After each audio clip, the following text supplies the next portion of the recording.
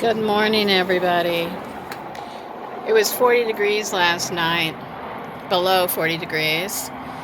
So I just uncovered my plants. That's my potato plant, my worms and more potatoes, kale, strawberries, kale, strawberries and peppers, celery,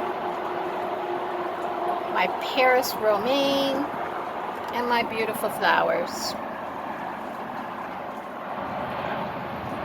I made these homemade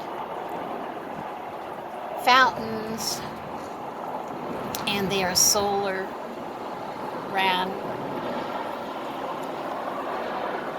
My tomatoes or lettuce, trying to get some sun in my parsley and celery from last night's freeze.